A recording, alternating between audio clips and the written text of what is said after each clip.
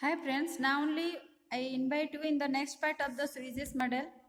Now only one part is also most important, and in UGC NET economics this type of question is there. Upper part of the NINGT is known as perfectly elastic, relatively elastic, inelastic, unitary, like this type question is there. You have to told that the upper part of the NINGT is elastic and the lower part of the NINGT is inelastic. You have to remember it and put on your mind and type on your brain, and you have to know that the upper part of the NINGT is known as elastic and the lower part of the NINGT is known as inelastic. Now only we have to see about the gap.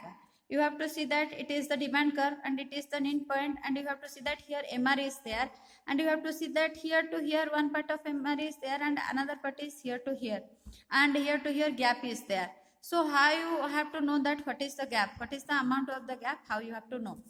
The gap in marginal revenue curve is because of NINGT, and the length of the gap depends on the difference of inelasticities.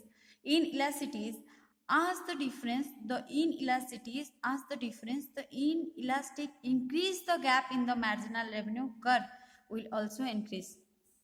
I hope you have to think what madam is telling in a very hurry manner, and it is little bit difficult to understand. Nothing. I have to know that from here to here what is the amount of the gap. How you have to know the gap? Nothing but you have to make difference the elastic and inelastic. Means suppose from a dk, the amount measurement of dk is 10 cm. The amount measure of dk d1 dk is 0.2. So gap equal to 10 minus 0.2, it is 0.8. Got it? Means see, you have to subtract dk minus d1k. Nothing but you have to make difference of elasticities minus inelasticity. Part of elastic, and from the part of elastic you have to subtract the part of inelastic, and you have to find the gap.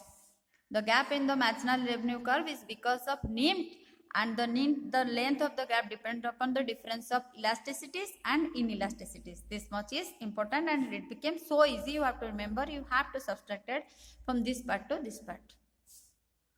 Equilibrium condition same is there. MR equal to MC. MC should cut MR from the below, and in the all the part of the market structure we have to find the same, that the equilibrium condition means MR. Where you have to see that MR equal to MC means put it tick, and MC should cut MR from the below, also put it tick. It is the equilibrium condition. Here we have to see that it is the MC curve, it is the MR curve, which is became in a gap, and here you have to see that this MC curve cut MR curve from the below, it is the equilibrium point.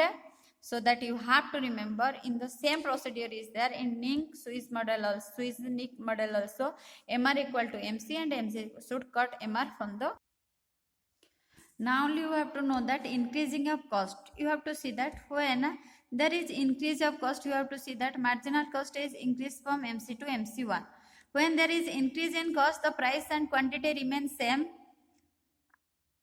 Here you have to see that MC is increased to MC to MC1. Marginal cost is increases from MC curve to MC1 curve, and you have to see that price is same here and quantity also same here. So you have to remember, if there is increase of cost, nothing happen. Price is constant and quantity also constant. So what happen when increase in demand? If price is increasing, cost is increasing, nothing happen. Price and quantity both are same. If increasing demand, what happen? You have to see that here demand D curve is there and D1 curve here only.